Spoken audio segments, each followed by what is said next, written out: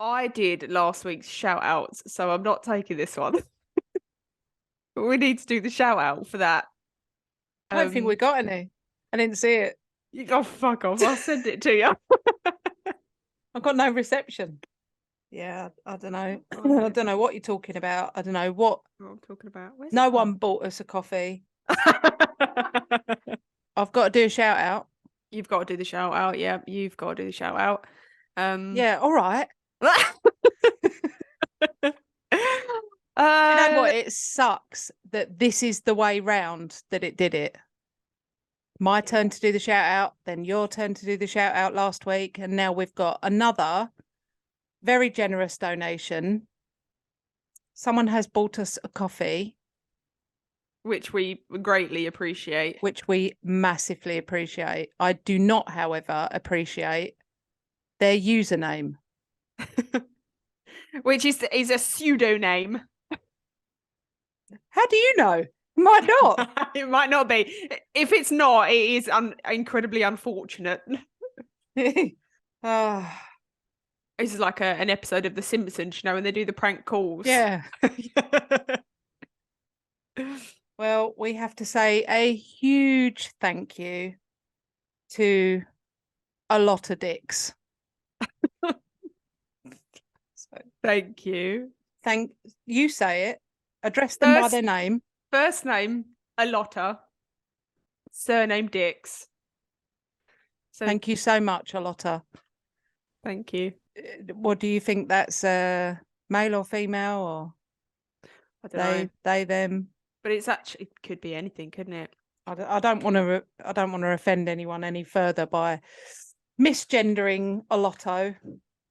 So, Miss, Mr, Ms, Doctor Dix. It could be. It could be Dr. Dix. Could be Dr. Dix. We don't know.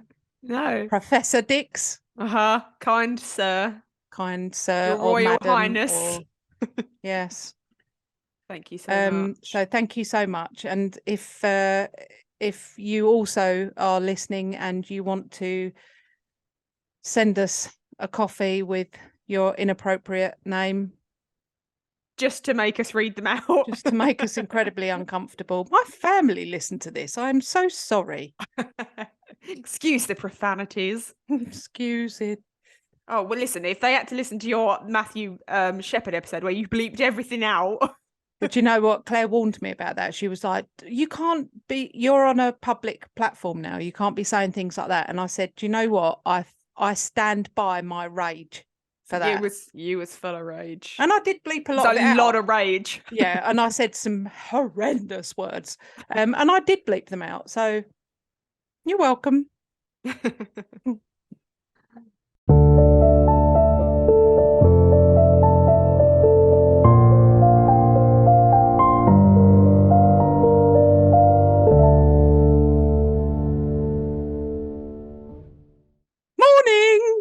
Good morning, indeed. Mine would have been a much louder morning. All right, let me try again. Morning.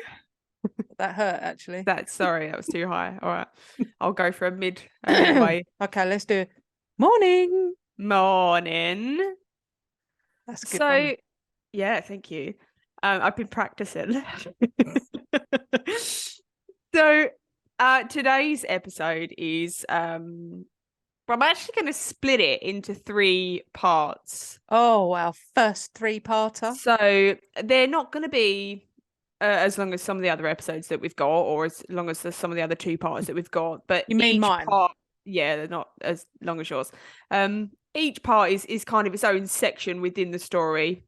And I just felt I needed to do the story justice by not skipping over those parts and by kind of giving them their own little section. So we're going to release them like normal on a Tuesday, but then we're going to release the next one on a Friday and then the next one the following Tuesday. So we've got a few to look forward to. And I did put up a sneak preview of what this episode was called. And it is The Girl with No Name.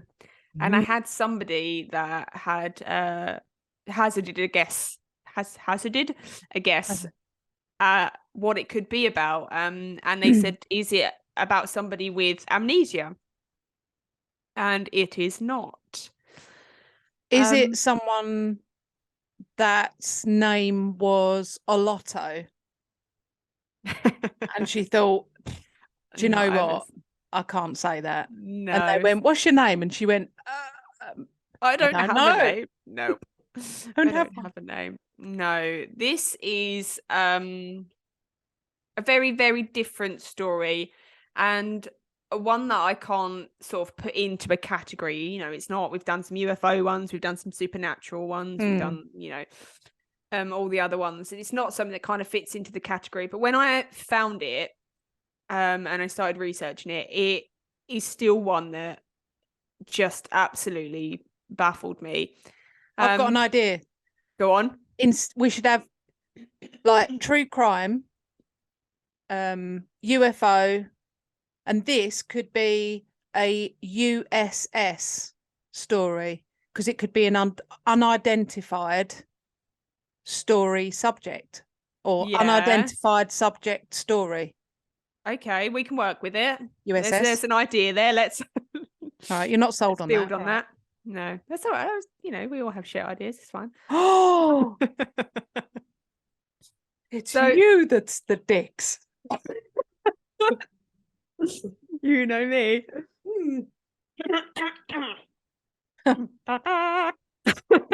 I've got a bit of a frog in my throat and I've got a very long story to tell. So brilliant. So today's episode, I'm going to start it a little bit differently because we normally start by saying the person's name, you know, what the story's about, where they were born, the date they were born, the person's parents, you know, who they were born to. But nobody knows that information. So it's well short story. 3 parts. The end. So no one knows the information, at least of all Marina. So Marina doesn't know her birth name. She doesn't know her birthday. She doesn't know how old she is.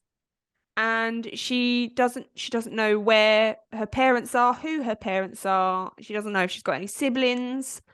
And I'll tell you the reason for why. Oh, good. The earliest memory Marina has is of being a little girl, of almost 5 years old. She says she remembers waiting for her 5th birthday. She remembers it was close and she was kind of really like wanting her 5th birthday. And she remembers playing in the vegetable patch. She assumes that it was a vegetable patch that was in her garden. She remembers the noise of children in the distance. She remembers that her house was a happy house. She remembers being loved. But she remembers sneaking away from everybody that day. She used to love going out into the vegetable patch and opening up the pea pods, which I loved doing that. And I've got peas growing in my garden now just so that the kids can do that as well, because Isaac loves peas, so we're growing them for him to do. So she was out in the vegetable patch opening up the juicy pea pods, and she remembers this hand coming down over her face and clamping over her mouth, and she remembers the smell of something chemical in this man's hand. And she says she remembers that there was like a tissue or a hanky or something in this hand. No, like chloroform or something. Yeah, it must have been. Yeah. No. And then she remembers that was the last time she ever saw her family and she ever saw that vegetable patch again. Oh. So Marina knows that she grew up in Colombia in the 50s, where certain parts were plagued by drugs and crime, kidnapping and child trafficking. Oh, So it was not a nice place in Colombia at that time. But that's not what happened to Marina. So when Marina finally came to, she was moving, and she was moving fast.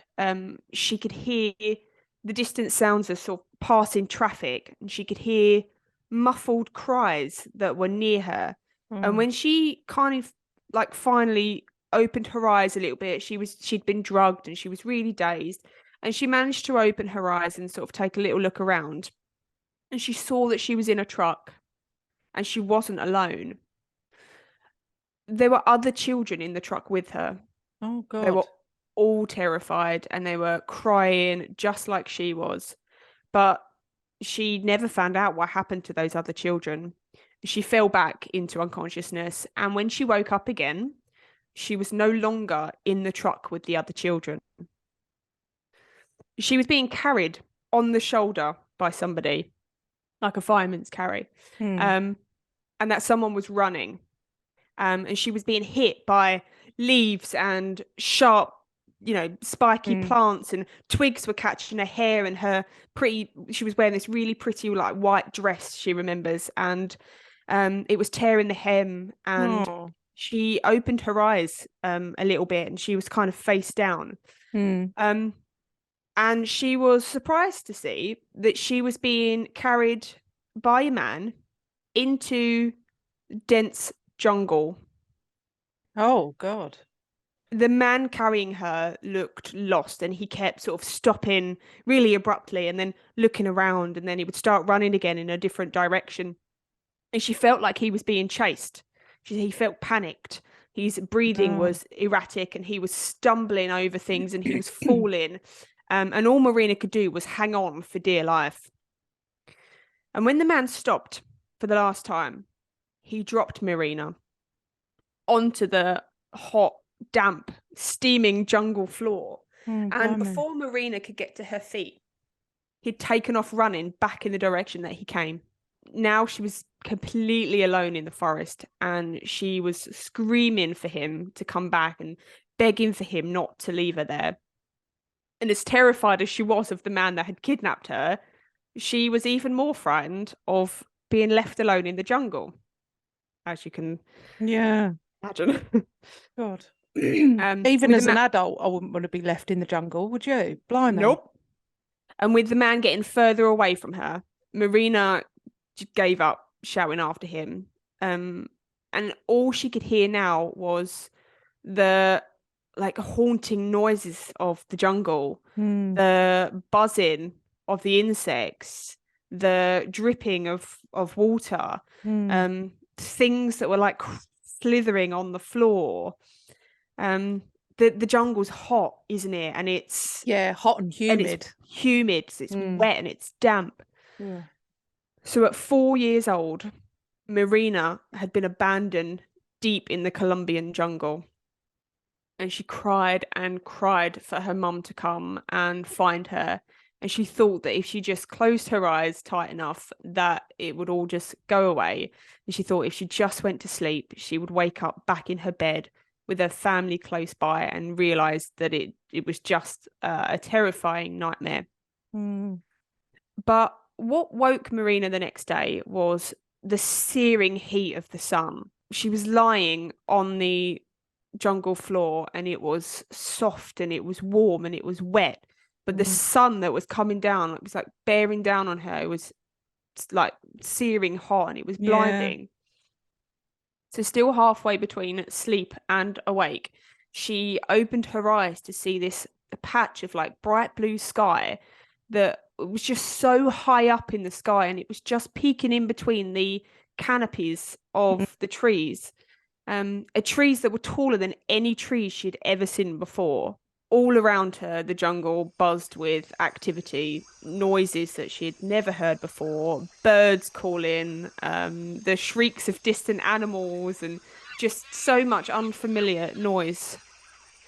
And you can imagine they were just all terrifying, all of these That would echoes be of, so overwhelming, wouldn't it? Like, like I said, even as an adult, to yeah. be suddenly put into that, especially at like 4, almost 5 years old, potentially. I That feel must like that, be terrifying. yeah, as you go through the story, I feel like that her age was actually an advantage for her because she didn't overthink things and she didn't overcomplicate things, and she just had her Mm. instincts Yeah, I to suppose guide she her. wouldn't, you wouldn't know.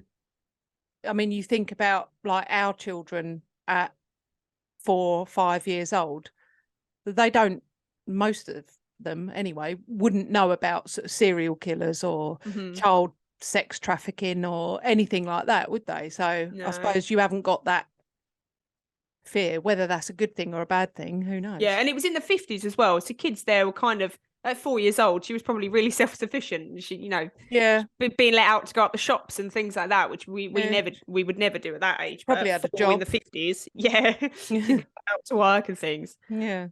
Um, so Marina got to her feet, and she was kind of looking around. She was wanting to find that man that had taken her, and she obviously wanted to go back home. And she started to looking for a direction to go in that would kind of take her out of the jungle. But everywhere she looked was there's just huge trees and big bushes with giant leaves and all of the undergrowth of the Scary. jungle just absolutely everywhere. And there was no easy route. There was no path that she could find to go.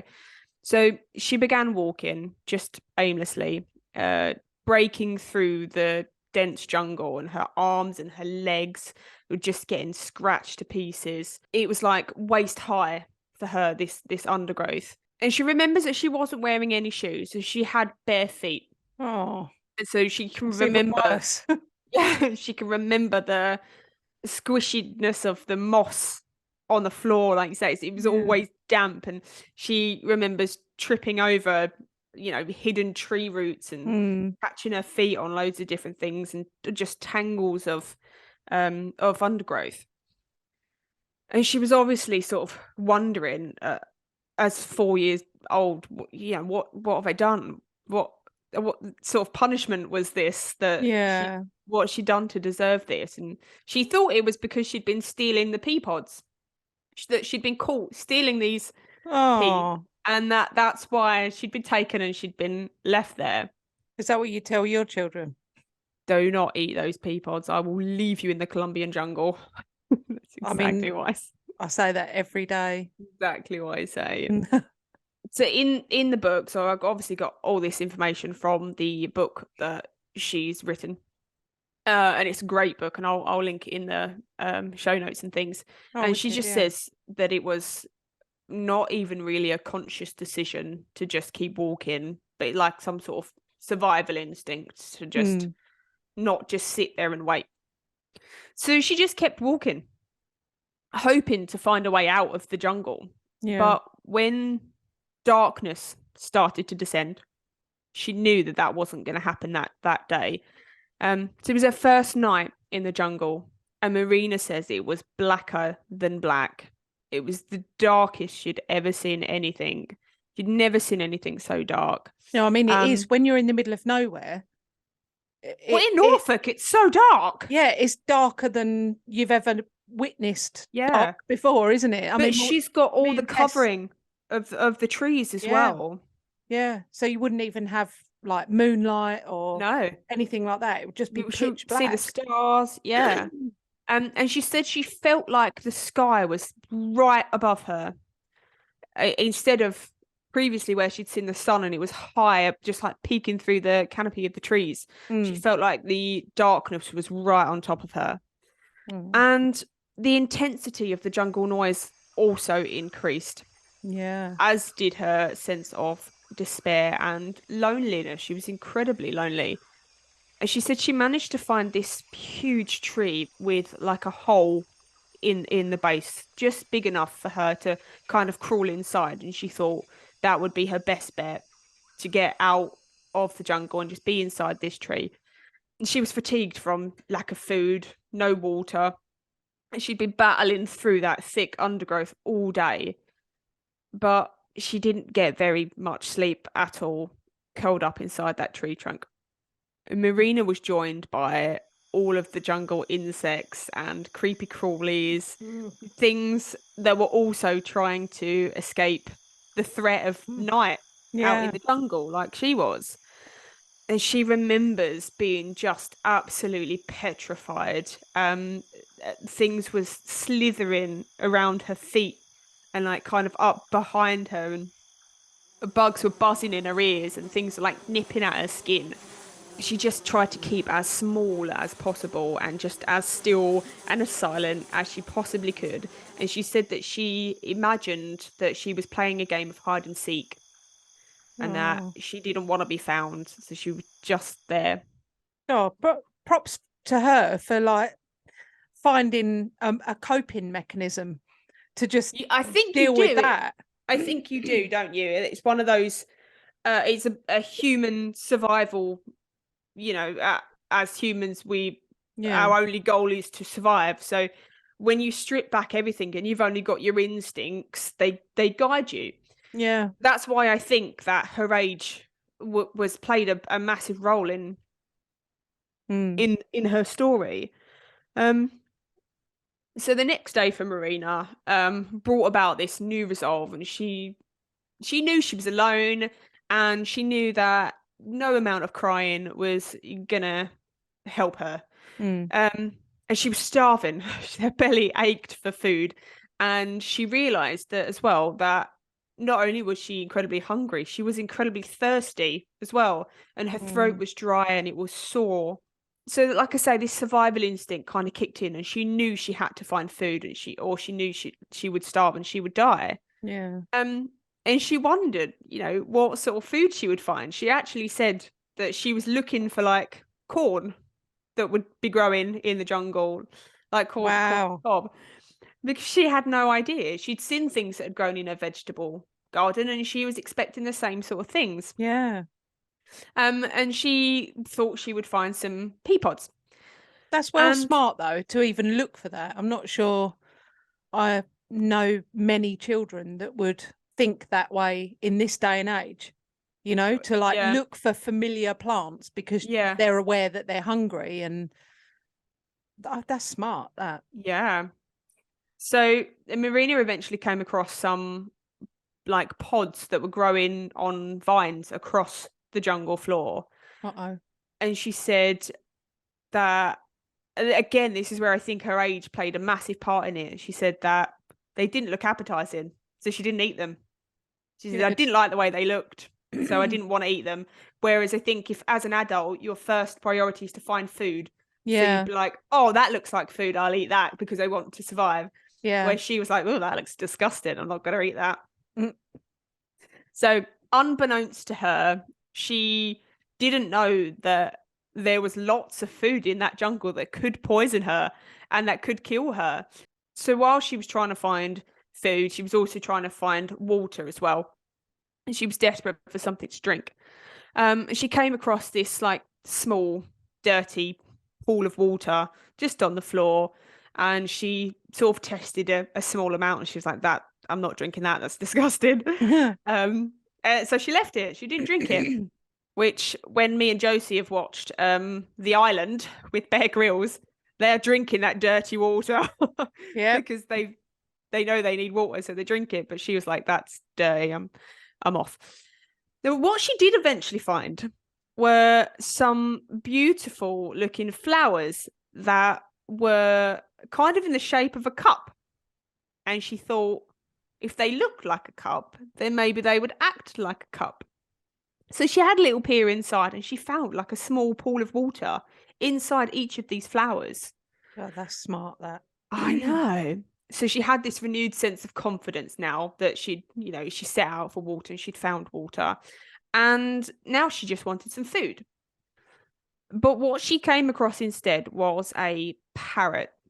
And it was unlike any Mm. parrot she'd ever seen. It wasn't like a domesticated parrot or anything, but she said it was beautiful, and the colors were so bright and they were so vibrant, and it looked welcoming, and she kind of reached out a hand to touch it. But the parrot squawked in fright, and it bit her on the thumb, and it flew away. Oh. And in the book, she describes that moment as being pivotal. And she said this was the moment that would be key to her survival. Oh. Her 4-year-old innocence had been so shocked that something so beautiful could harm her that she learned that this wasn't a place of domesticated animals that she Mm. was used to. This was a wild Yeah. place with wild animals, and everything in it could kill her. So Wow. after walking for hours just aimlessly, Marina noticed that the undergrowth was getting thinner. She wasn't having to battle so hard to kind of get through it. And she could see further ahead in the distance. She always kind of said that she couldn't really see her way ahead because of all the undergrowth, but she was starting to be able to see. So she picked up her pace a little bit, and she eventually kind of burst through these leaves. And she thought she was so excited. She thought that this was it. I'm coming out of the jungle. I'm coming to the end of it. So she burst through these leaves, and this elation that she had was just died. Wasn't what she thought it was. So she had left the jungle, but only for a short while. In front of her was like a circular bare patch of grass or like mossy something. So there was no underbush. It was like almost cleared away. There was trees around the outside, but kind of nothing in the middle. Just a bit of a clearing. Just a bit of a clearing. But immediately around this circle was the same thick jungle that she'd just come from. So she sat in this grassy bit and she cried and she cried and she cried. She just felt completely hopeless and completely lost and completely abandoned. And she said that she all these thoughts of her mum came to her, like, why hasn't her mum come to get her? Why has nobody come to try and find her? And what could she have done so wrong to deserve this? Her parents must have been going mad as well. Yeah. Just, she's just wandered out to play in the vegetable patch and then poof, she's gone. But I mean, child trafficking was so like prevalent in Colombia in that time that it must have been such a almost normal thing. Yeah, you'd be 100% convinced that that's what had happened. Yeah. So she eventually curled up on this grassy floor and she just cried herself until she went to sleep. But what woke her up this time would be her lifeline to surviving in the jungle. She could hear these like whooping noises, noises that she'd not heard before.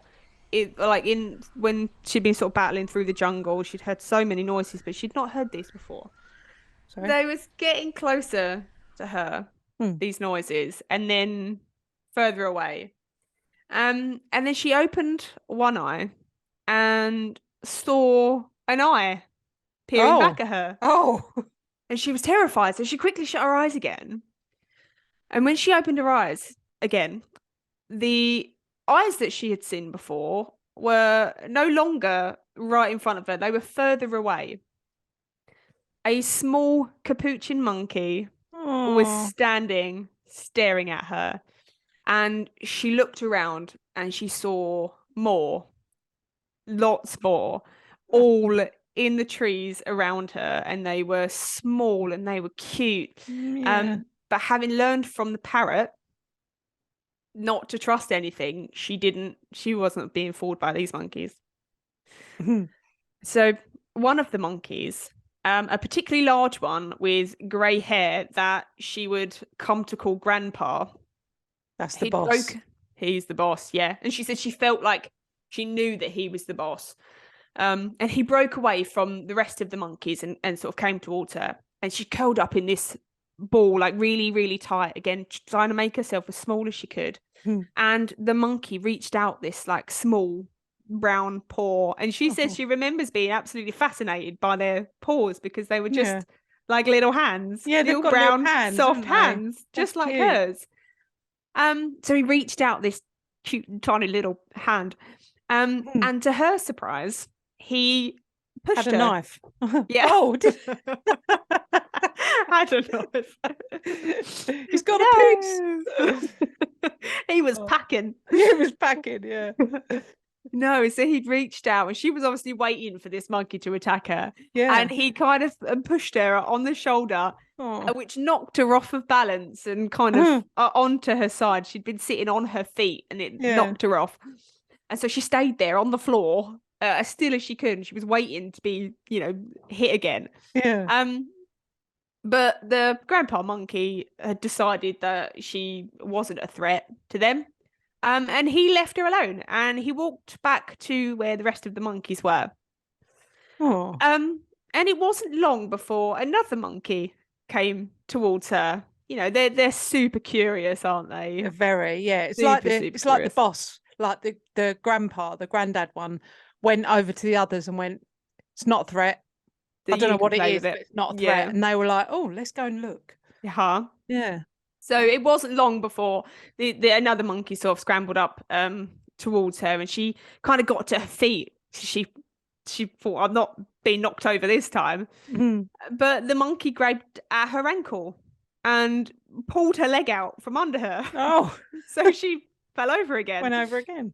And before she could get back up, the monkey had kind of attached itself to her head and was like raking through her hair. She had quite sort of short, almost like shoulder length hair, and he's sort of going through it. Mm. And other monkeys were coming up to her and they started to play with her as well. And they were pulling at her dress and they were touching her feet, like looking at her toes and looking in her Mm. ears, pulling at her arms and things. And she was terrified. She was like, she had Yeah. no idea what was going on. She said, but the longer it went on, the more relaxed she became. Mm. She felt like if they had wanted to harm her, they would have done so already. And they just seemed curious about her, like they was inspecting her.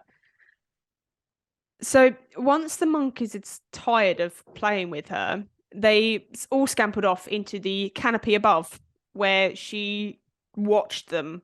She said for what seemed like hours, she just sat and she watched these monkeys, and she watched them swinging through the trees and Mm. clambering up the branches, and just being little monkeys playing with each other, Yeah. like pulling each other's tails, and they reminded her of children. And she watched the little ones copying what the big ones did. And she said something popped into her head that her mum had said to her before. And it was monkey see, monkey do. Mm. Yeah. And so she remembered that. And she said that they all felt like this family. Like the big ones took care of the small ones and they all played together. And she was comforted by that. What she also saw them doing was also a massive comfort to her. She saw that they were all at one point or another eating. Oh. Said they were always eating berries, nuts, grubs, worms. And overhead, she watched a monkey grab as much food as he could from this, like, she described them as being like bananas, but they Mm. were really small and they were really green, not like bananas that we have here where they're sort of Mm. ripe and they're yellow. So this little monkey had grabbed this massive handful of bananas, and in his haste to carry as much as he could, he dropped some on the floor Oh, right near her. So nice. she quickly snatched them up. Did he And drop she them, or did he, here's quickly or have help some. help her out? Whoops, I dropped a couple. Whoopsie daisies. Whoops, a daisy. Don't Oh eat them. God, they're just little monkeys. Yeah. So she'd watched these monkeys eating them Mm. beforehand, and she kind of copied what they did. And she said that they weren't like peel the bananas like what we did; they would break them open. Mm. Um, and then so she did that, and she peeled it all back, and she ate the contents. And she said it was the most delicious thing she'd ever Oh, eaten. Which I hate bananas, so I'm you know allergic to bananas. what? I would have died. How can you be allergic to bananas? Mm. Just I mean, it wouldn't kill me; it'd make me sick. But So this small patch of clearing that she'd managed to find in the jungle seemed to be home to these little monkeys. And it was also to become Marina's home. And she felt comforted by the fact that she was no longer alone. mm. And she had this like plentiful supply of food and water, and she could wait there now until she was rescued. Mm. But rescue wouldn't come for a long time. Mm. Marina would live in that jungle with her new monkey family for around 5 years. No way.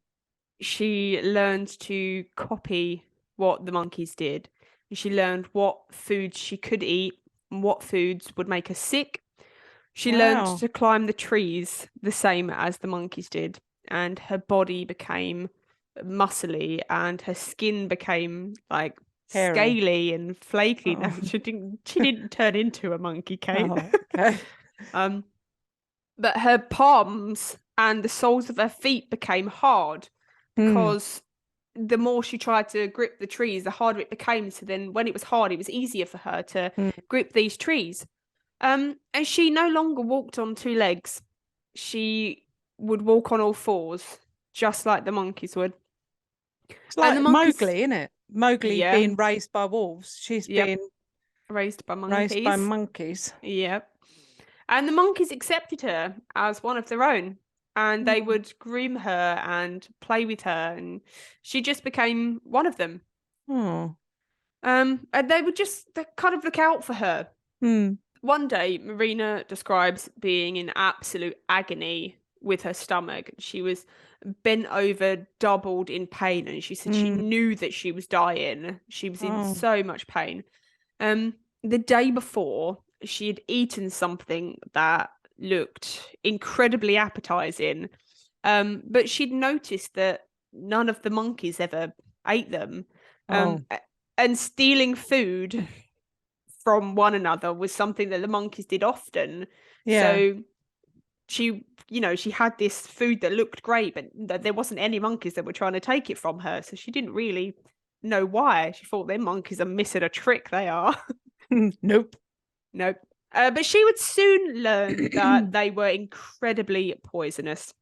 So while she was screaming in agony, the grandpa monkey, he was kind of watching her. Mm. And eventually he came down from the tree up towards her, and he started like prodding her, and she didn't have the energy to kind of do anything. She didn't Mm. know what was going on. And he started sort of like pulling her arm, almost as if to say, like, come with me, come with me.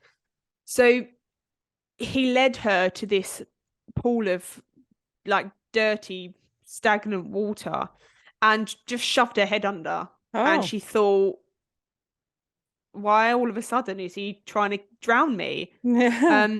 Is it because I'm poisoned, or like not Yeah. poisoned, but she didn't know that Yeah. she was poisoned, but she thought maybe it's because she was dying that he was just going to finish her off. Yeah. Um, and she said she'd always been terrified of water. But this monkey had pushed her head under. And when she was eventually let up and she was like gasping for air, the grandpa monkey, he'd done the same thing again, and he pushed her head back under the water. And naturally, as she was sort of like thrashing about and trying to breathe, she ingested this dirty water. And when she was eventually let up again, she pushed him away. She crawled over to the edge, and she was immediately sick, like more sick than she'd ever been in her life. And Wow. while she was sort of like vomiting up what felt like everything in her insides, Yeah. the grandpa monkey just wandered away and left her there. And once she was finished being sick, she said she immediately felt better. Yeah. And she knew never again to eat that fruit and to only eat the things that the monkeys did. Um, That's genius, that is. so So the the monkey obviously knew to make her drink the yeah, water, it would make her sick and it would get out what he'd just seen her eat, yeah, which obviously made her really, really sick. yep, They're grandpa so monkey, clever. yep. So Marina would soon forgot about life as a human. She stopped thinking about her family. And she said she stopped thinking at all. Her thoughts and her speech turned into sounds, Mm. like the language of the monkeys, and she learned to communicate with the monkeys. She picked up all of the sounds that they did, and she knew what the sounds meant. She knew the sound for danger. She knew the sound for like food. And she knew the sound for like when they were playing and things. And she just copied all of these sounds and she imitated them. So she began to be able to communicate with these monkeys. And she learned their personalities. She had favorite monkeys and she had like almost like best friends as well in this monkey community. And she had ones that she would go to for comfort and affection. She had ones that she would go to play with. And she said that there was no greater comfort to her than when a monkey would sit on her shoulders. Like they were soft and they were furry and they were warm, and it just kind of felt like a hug, and she needed it's a that. bit of comfort, isn't it? Yeah. I'd love to have a little monkey friend. And she said in the book as well that she never named the monkeys because by the time she developed this bond with these monkeys, names were foreign to her. She stopped speaking in language, and she, like I say, she stopped thinking about things. So names were foreign to her, and she kind just of became irrelevant. Yeah, she just wasn't. She didn't name them. But as she grew older, in the book she had named them, but she'd named them after people that she had come into contact with, like that reminded her of these monkeys. So, which is just so cute. Time in the jungle for Marina couldn't be monitored. She had no idea how long she had been there. The chronology of events in this book, Marina openly admits that she doesn't know whether the chronology is right. She's just pieced it together in the best way that she could. So all of these events happened, but maybe they didn't happen in the same order as what she's been telling them. But she doesn't know. She Estimates. she never really told her story. She would just tell it to her children as they grew up. And it was her children then that went, wow, that's fascinating. Maybe we should write a book on it. And then they started then piecing together all these little tales that she would tell, if they were out, and the mum would go, oh, that looks like then that would remind her of something that happened in the jungle. And then a memory would be provoked, and it kind of all come out that way. So it was never like a sit down, this is what happened kind of story. So she had no along. How did she get by? No, I couldn't do without my along. I know. The amount of times I've needed that along. I know. Mine's charging at the moment. Is it? It's charging up me along. So she had no idea how long she'd been in the jungle when something out of the ordinary happened. From high up in the canopy, where she would spend a lot of her days with the monkeys, she spotted something on the ground that shone like nothing she had ever seen before. And her curiosity was obviously piqued. And so she clambered down from her tree, and she searched the jungle floor for this shiny object. And when she found it, she kind of carefully picked it up. She was very sort of animal-like at this point. Things were very alien to her, so she kind of approached it with caution. And it was this like really small circular silverish object, and she kind of brought it up to her face, and then she looked at it and immediately threw it on the floor. And she was so shocked by what she'd seen an eye staring back at her, so she'd lobbed it. So she went back over to collect her little mystery object, and she peered into it again, and some long, like, dormant memory came back to her, and she knew that this strange object was a mirror. Like a piece of a mirror. Piece of it, But she was so shocked by what she'd seen staring back at her. She had forgotten that she was human. She'd forgotten what she'd looked like, and she was so shocked that she didn't look like a monkey. She'd been in the jungle for so long, and she was surrounded by these monkeys, so that was just what was normal to her. So this sense of self that she hadn't had in so long, she'd forgotten that she was human. She'd forgotten that she'd had a family, and that this wasn't her life. So this image had brought back all of these like long buried feelings of loss, I suppose, and of not really belonging, and of actually wanting to go home. And she cherished that mirror for a long time, and she would keep it safe, and she would spend like ages up in the canopy in her little like nesty bed type thing, looking at it and looking monkey at nest. herself. Yeah, little monkey nest. but she had made one of these monkey nests in the tree, but she didn't feel safe sleeping in it because it was a long drop if she did fall. So she would return back to that tree where she first stayed, where she had that little hollow base in the tree. So she'd made that into a sort of bed, and she'd padded it out with moss and leaves and whatever else. Monkeys. So she kept it little monkey toys. So she would keep it safe with her in this sort of tree. And it wasn't until one day when she was up in the canopy in the sun, looking at this mirror, that she dropped it. Oh no. And she spent so long, she said, concept of time was foreign to her, but she knew she'd spent a lot of time looking for this mirror. And she never found it again. Oh no. All the time she spent in that jungle, she never found it. I wonder if she carries a mirror now. Just to look at herself. Like the little fold out compact. Yeah. Mirrors. Something like that. If she's got one. Nice. They didn't come up in the research that I did.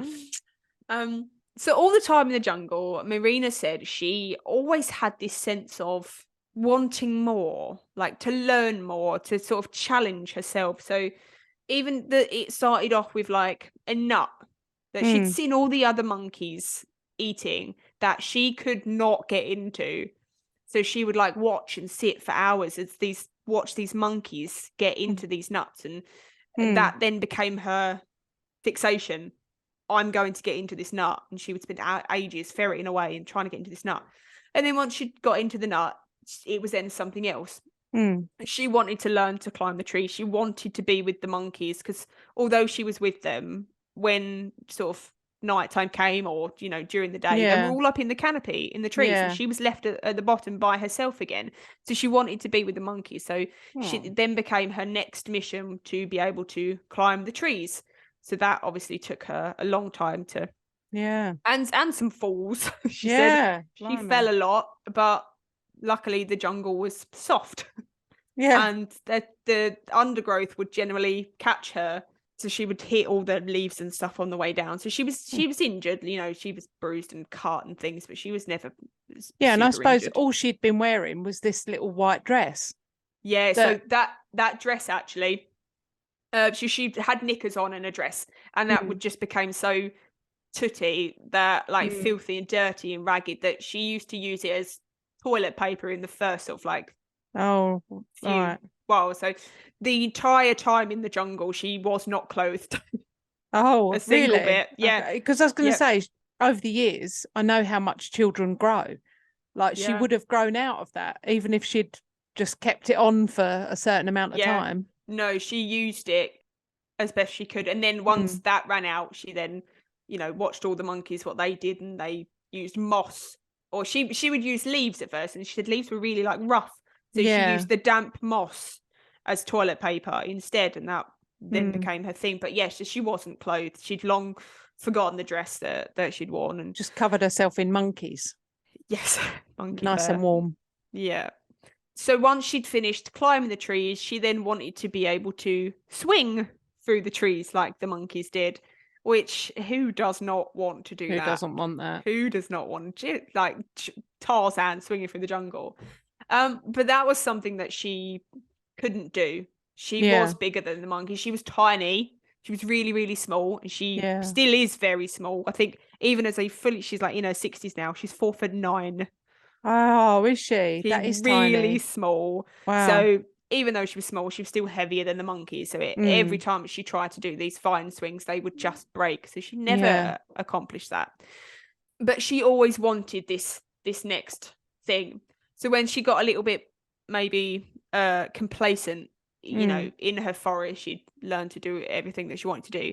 She decided to kind of venture out a little bit further into the jungle, away from her monkey home. And with each venture out, she would get braver, and she sort of never wanted to lose her bearings. So she would, make sure that she was in familiar territory and only go a small bit further than last time, and then so she could remember her way. On one such venture, while looking for food in the trees, she heard a noise unlike anything she had ever heard, and it was this sort of rhythmic pounding on the jungle floor, like over and over and over, the same sort of noise over again. And she hid up in the tree, but she was curious to see what was making the noise. She didn't have to wait long before she saw what was making the noise, and it was unlike any animal that she'd ever seen in the jungle. Oh, sounds terrifying. It walked on two legs, and it had this big distended stomach, and it was covered in something that hung from the shoulders down over this big belly and then down around her legs. And again, this distant memory, sort of like this familiarity reared up inside her. This person looked like what she did.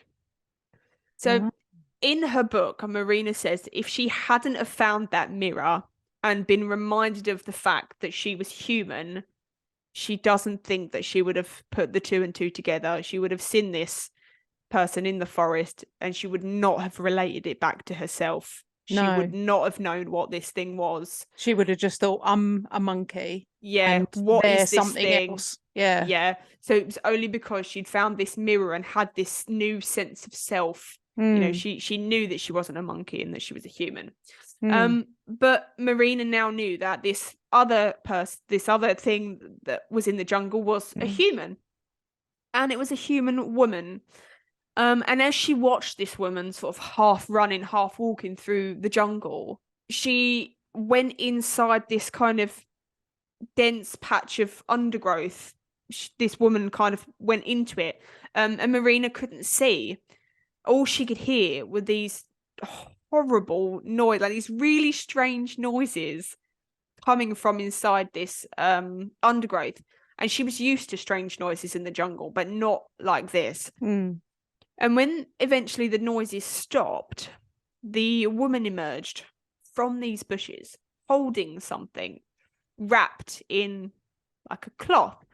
So Marina lowered herself down a little bit from the trees to get a better look. The woman was carrying a baby. And she'd seen, like, from a family of monkeys, that the females with big bellies would go off, and then they would come back with baby monkeys. And she never knew where they went off to. In all the time in the jungle, she never saw a monkey give birth. She never knew what these monkeys just went off to give birth and then would come back with the baby. So she didn't know.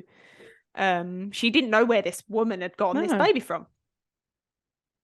So when the woman started to make her way back from where she'd come from, Marina said she felt this overwhelming urge to follow her, to find out where she'd come from.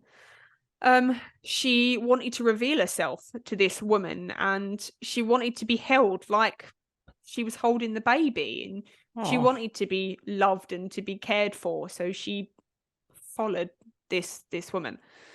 So eventually she followed the woman to this clearing in the jungle, and there were other people there, men that she immediately recognized again. And she, you know, it wasn't like when she'd seen this woman and she felt this comforting feeling from the woman. When she saw the men, she was immediately terrified, because her last memory of a man had been of being kidnapped and then left in the jungle. So do we find out why that happened? No. Really? So we don't know who that was, why he was running with her? Nope. She had no idea. Well, what a strange thing to do. I'm out. There's a lot more to the story, I promise. So Marina she just sat and watched this colony for ages. There were children there, and they were playing, and they were, you know, laughing. She didn't know that they were laughing, but they were making noises. She didn't know what laughter was. But she had this like longing, this feeling deep within her that she wanted to join them. They had all of these you know, like what we know as buildings, but she didn't know them as buildings. She didn't know what these things were. So it turned out that it was like, I think it was Indians that were living in the jungle. It then started to get dark, and she didn't want to lose her bearings. She did, she ventured out further than she'd ventured in ages. So Yeah, she she didn't wanted want to to be able lose her monkeys. she did not want to lose her monkey family. So she made her way back. But day after day, she would go back to watch this colony of people, secretly hoping to be discovered, but also terrified of being discovered. So she would watch them doing absolutely everything, like cooking food, and they had these big pots that had water in, and they would put their food in to cook, and she would often go there and steal the food that they were cooking. She was very just like a monkey, just isn't like she? a monkey. Yeah. She would often go there and, Curious. she would have a look at all these different things, like what is, or it's all so strange to her. But one day she spotted that woman that she'd first seen going into the jungle, this woman that had given her this, feeling of like warmth and stuff. So she decided that she was going to go into the camp and that she was going to show herself to this woman with the hope that this woman would take her in and care for her. This was not the case.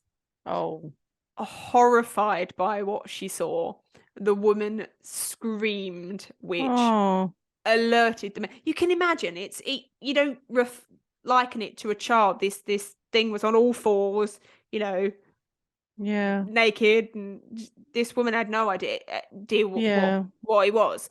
So she screamed, and obviously the men would then come running, and Marina couldn't understand what they were saying, but she could feel the threat. So she was chased back into the jungle with spears. And so this rejection that she'd now felt by her own species was something that Marina would carry with her for a long time.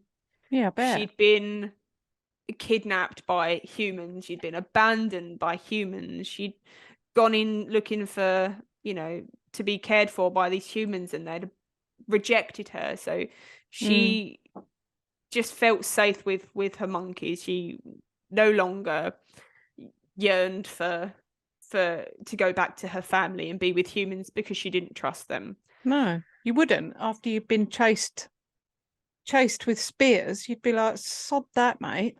Yeah. Stay with me monkeys. Stay with me monkeys. I get fed and groomed and So she went back to her monkey family and eventually, again, forgot all about the humans and any thought of living life any other way than what she was doing in the jungle. But this wouldn't be Marina's only recollection of seeing humans in the jungle. During her time there, after the first encounter with this, what we'll call them Indians, she would often see hunters in the jungle. And she describes the terror among the monkeys when the hunters were around. And this is so sad, but she said she's never gotten over babies being taken from their mothers. And she said that the mums were just never the same, and sometimes they would just curl up and die from the loss of their babies. And the same as taken. And the same as if mothers were taken away from the babies, obviously the babies would die. But she just remembers this anger and this absolutely hatred that she felt towards these men that would come and snatch all of these beautiful jungle creatures and I get keep the them same in. hatred. So you can imagine Marina's got this picture of what humans are. Every time she's come into contact with humans, she's got this picture of they're not nice people. No. So we're not a good species for this planet, are we? All? No.